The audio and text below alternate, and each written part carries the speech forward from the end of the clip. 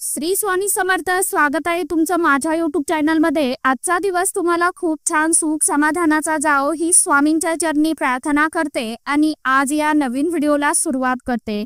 तर बघा मित्रमैत्रिणींनो, उद्या 8 मे वार गुरुवार आणि उद्याच्या दिवशी आलेली आहे मोहिनी एकादशी। तर एकादशी तिथी ही भगवान श्री हरी विष्णू देवांना समर्पित असते आणि एकादशीचं व्रत केलं, उपवास केला तर आपल्या मनातील ज्या काही इच्छा आकांक्षा मनोकामना आहे तर त्या भगवान विष्णू देवांच्या कृपेने नक्कीच पूर्ण होत असतात। परंतु प्रत्येकाला आता उपवास करणं व्रत करणं शक्य होत नाही। अशा वेळेला आपण काही छोट्या छोट्या जरी गोष्टी केल्या तरी सुद्धा आपल्याला त्या एकादशी व्रताचं शुभ पुण्य फळ जे आहे तर ते नक्कीच मिळत असतं आणि आपल्या ज्या काही इच्छा आकांक्षा आहेत तर त्या पूर्ण होत असतात। आपल्याला उद्याच्या दिवशी सकाळीच आपल्या उंबरठ्यावरती एक वस्तू जी आहे तर ती आवर्जून ठेवायची आहे, ज्यामुळे आपलं जे काही दुःख दारिद्र्य गरिबी इडापिडा आहे तर ती नष्ट होईल आणि आपल्या कुटुंबाची भरभरून अशी प्रगती होईल।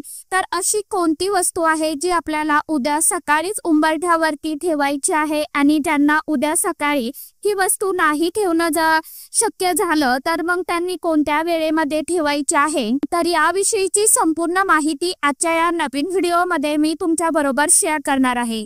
त्यामुळे तुम्ही हा व्हिडिओ स्किप न करता शेवटपर्यंत नक्की बघा। चॅनलवरती तुम्ही जर हा व्हिडिओ पहिल्यांदा बघत असाल तर चॅनलला आवर्जून सबस्क्राइब करा आणि असेच नवनवीन माहितीपूर्ण व्हिडिओ बघण्यासाठी समोरील बेल आयकॉनलाही प्रेस करा।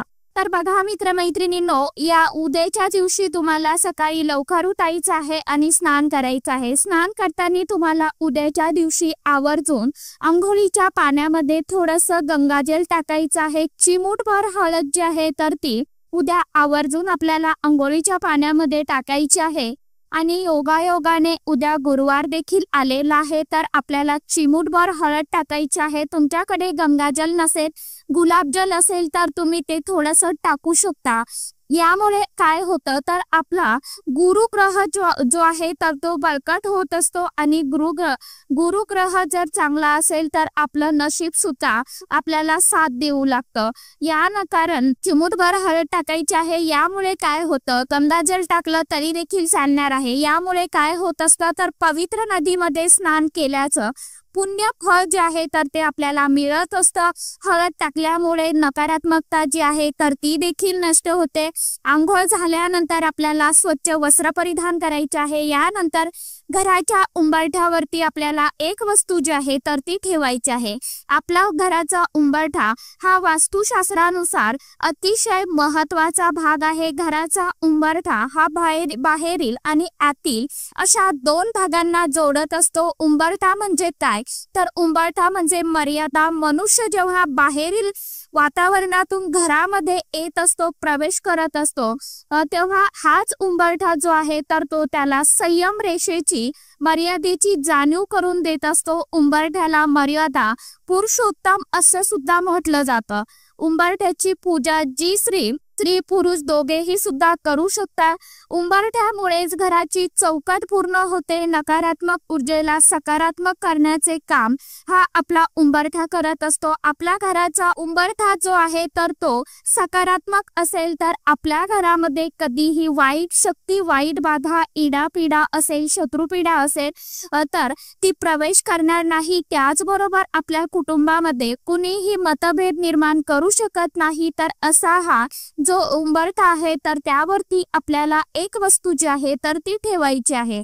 आपला जो उंबरठा आहे तर तो आपल्या पितरांचं स्थान मानलं जातो। म्हणजेच आपले पितर जे आहेत तर ते आपल्या उंबरठ्यामध्ये वास्तव्य करत असतात आणि बऱ्याच वेळेला काय होत असतं की आपल्याला पितृदोष निर्माण झालेला असतो। पितृदोष का लागतो तर आपण जर आपल्या पितरांची व्यवस्थित सेवा केलेली नसेल किंवा त्यांच्या बाबतीत आपल्याकडनं काही चूकभूल झालेली असेल तर पितृदोष निर्माण होतो आणि जर का पितृदोष निर्माण झाला तर माणसाच्या आयुष्यामध्ये खूप अडचणी संकट विघ्न जे आहेत तर ते यायला सुरुवात होते।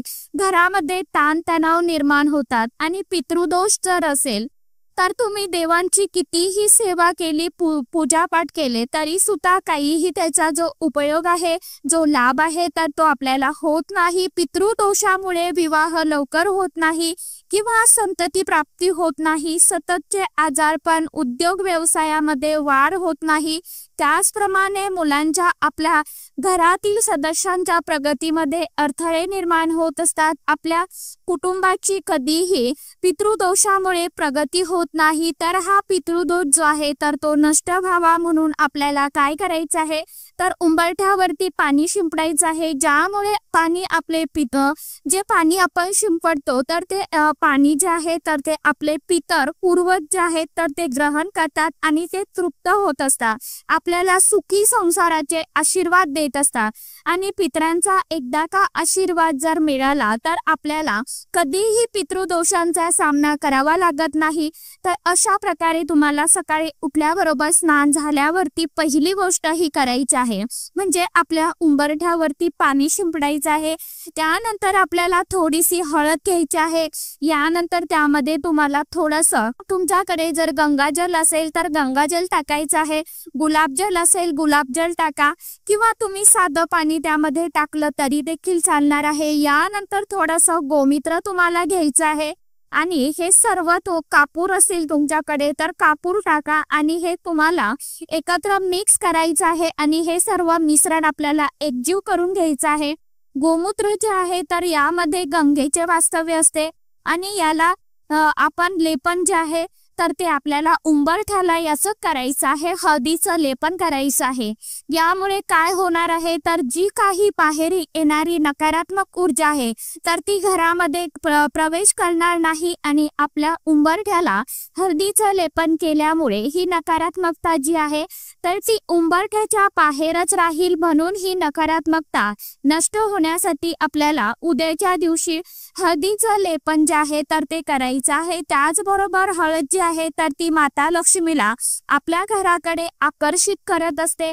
माता लक्ष्मीला प्रिय असलेली हळद ही जी आहे तर आपल्याला हळदीचं लेपन झाल्यानंतर आपल्याला काय करायचं आहे, तर उंबरठ्यावरती एका बाजूला रांगोळीने स्वस्तिक आणि एका बाजूला माता लक्ष्मीची पावलं काढायची आहे किंवा अष्टदल कमल जे आहे तर ते काढायचं आहे. स्वस्तिक असेल, अष्टदल असेल, कमळाचं फूल असेल किंवा माता लक्ष्मीची पावलं असतील तर तुम्हाला ह्या ऊर्जादायी जी प्रतीक आहेत तर ती काढायची आहे. अशा ऊर्जादायी प्रतीकांचा वापर जर आपण उंबरठ्यावरती केला तर आपल्या उंबरठ्याची सकारात्मक ऊर्जा जी आहे तर ती वाढत असते. त्यामुळे दुसरी गोष्ट करायची आहे ती म्हणजे उंबरठ्याला हळदीचं लेपन करायचं आहे. यानंतर आपल्याला एक दिवा घ्यायचा आहे. दिवा घेताना मातीचा घ्यायचा आहे. मातीची पंती असेल तरी देखील चालणार आहे. दिवा स्वच्छ घासून पुसून घ्यायचा आहे. खंडित झालेला दिवा घेऊ नका. दिवा स्वच्छ करून घ्यायचा आहे. या दिव्यामध्ये आपल्याला तेलाचा किंवा तुपाचा वापर करायचा आहे आणि मुख्य दरवाजा, आपला जो मेन दरवाजा आहे तर त्याचा उंबरठा जो आहे तर त्या ठिकाणी आपल्याला हा जो दिवा आहे तर तो लावायचा आहे. दिव्याची वात जी आहे तर ती आपल्याला उत्तर दिशेला करायची आहे आणि आपल्याला या दिव्यामध्ये आपल्याला काही वस्तू देखील टाकायच्या आहे. 2 ते 4 वस्तू आपल्याला या दिव्यामध्ये टाकायच्या आहे. सर्वात पहिली म्हणजे 2 फूल असलेल्या 2 लवंगा टाकायच्या आहे. त्यानंतर 2 काळी मिरी जी आहेत तर ती देखील टाकायची आहे आणि लवंगा घेताना आपल्याला त्या फूल असलेल्या लवंगा ज्या आहेत तर त्या घ्यायच्या आहे आणि एक भीमसेनी कापुराचा कुपडा जो आहे तर तो घ्यायचा आहे. आता तुमच्याकडे भीमसेनी कापूर असेल तर तो घ्या, नसेल तर मग तुम्ही साधा टाकला तरी देखील चालणार आहे. तर अशा प्रकारे या वस्तू तुम्हाला दिव्यामध्ये टाकायच्या आहे. तुमच्याकडे जर हिरवी वेलची असेल तर हिरवी वेलची देखील तुम्हाला त्यामध्ये टाकायची आहे. हिरवी वेलची नसेल तर मग तुम्ही दालचिनीचा थोडासा तुकडा जो आहे, जी स्टिक असते बघा दालचिनीची, तर ती तुम्ही त्यामध्ये घालू शकता. आता सर्व वस्तू असेल तुमच्याकडे तर टाका. एखादी वस्तू नसेल, नाही टाकली तर हरकत नाही, चालेल, काही होत नाही. तर बघा अशा प्रकारे तुम्हाला ह्या वस्तू टाकायच्या आहे. दिव्यामध्ये ह्या वस्तू टाकल्यामुळे माता लक्ष्मी जी आहे तर ती आपल्या घराकडे आकर्षित होते आणि कापूर जो आहे आणि मिरी जी आहे तर ती नकारात्मकता दूर करतात। कापूर जो आहे तर तो विरघळून जातो आणि मिरी, लवंगा, वेलची जी आहे तर त्या तशाच राहणार आहे। जेव्हा दिवा शांत होईल त्यावेळी आपल्याला हा दिवा उचलायचा आहे। दिव्यातील वात, मिरी, लवंग, वेलची, दालचिनीची जी स्टिक आहे तर हे आपल्याला काढून घ्यायचं आहे। आता वाहतं पाणी नसेल असेल तुम्हाला शक्य तर वाहत्या पाण्यामध्ये विसर्जित करा किंवा एखाद्या झाडाच्या कुंडीमध्ये तुम्ही निर्माल्यामध्ये दाबून टाकू शकता आणि दिवा जो आहे तर तो स्वच्छ करून ठेवायचा आहे। असा दिवा आपण सकाळीच लावू शकतो किंवा आता ज्यांना नाही सकाळी शक्य झालं तर मग त्यांनी सायंकाळच्या वेळी माता लक्ष्मी येण्याच्या वेळी जर तुम्ही आपल्या उंबरठ्याला हळदीचं लेपन केलं तरी देखील चालणार आहे आणि त्यावेळी आपल्याला अशी साजरं संगीत जी पूजा आहे तर ती करून घ्यायची आहे आणि संध्याकाळी जरी तुम्ही हा दिवा लावला, हा उपाय केला तरी सुद्धा चालणार आहे। यामुळे सुद्धा जी काही नकारात्मकता आहे, इडापिडा आहे तर ती नष्ट होणार आहे। माता लक्ष्मी आपल्या घराकडे आकर्षित होणार आहे। आपल्या घरामध्ये धनासंबंधी ज्या काही अडचणी, समस्या असतील, पैशाविषयीच्या समस्या असतील तर त्यासाठीच आपल्याला ह्या दिव्याची वात जी आहे तर ती उत्तर दिशेला करायची आहे। कारण उत्तर दिशेचे स्वामी जे आहेत तर ते भगवान कुबेर देव आहेत। तर असा एक दिवा आपल्याला उद्या आपल्या घराच्या उंबरठ्यावरती लावायचा आहे। कारण घराचा उंबरठा जो आहे तर तो घराचा मुख्य केंद्रबिंदू म्हणून ओळखला जातो। त्याचप्रमाणे आपल्याला काय करायचं आहे तर हा जो दिवा आहे तर तो आपण सकाळीच लावायचा आहे किंवा संध्याकाळी लावला असेल तर त्याबरोबर आपण संध्याकाळी आपल्या उंबऱ्यामध्ये कापूर जो आहे तर तो सुद्धा जाळायचा आहे। यामुळे सुद्धा नकारात्मकता जी आहे तर ती नष्ट होत असते। एक तामण घ्यायचं आहे किंवा मातीची मोठी पंती घ्यायची आहे, त्यामध्ये आपल्याला 4 ते 5 कापुराच्या वड्या ठेवायच्या आहे आणि त्यासोबत एक तमालपत्र, 2 फूल असलेला लवंगा आणि 2 काळी मिरी जी आहे तर ती घ्यायची आहे। थोडीशी पिवळी मोहरी जी आहे तर ती देखील घ्यायची आहे आणि हे सर्व आपल्याला एकत्र करून आपल्या उंबरठ्यावरती ठेवायचं आहे। आणि कापूर जो आहे तर तो आपल्याला संध्याकाळच्या वेळी म्हणजे तिन्ही सांजेला 6:30 ते 7:30च्या दरम्यान या वेळेला आपल्या उंबरठ्यावरती आपल्याला उद्याच्या दिवशी आवर्जून जाळायचे आहे। तर सांगितल्याप्रमाणे तुम्हाला अशा पद्धतीने जो आपला दिवा आहे तर तो लावायचा आहे। उंबरठ्यावरती काही वस्तू सांगितल्याप्रमाणे तुम्हाला जाळायचा आहे।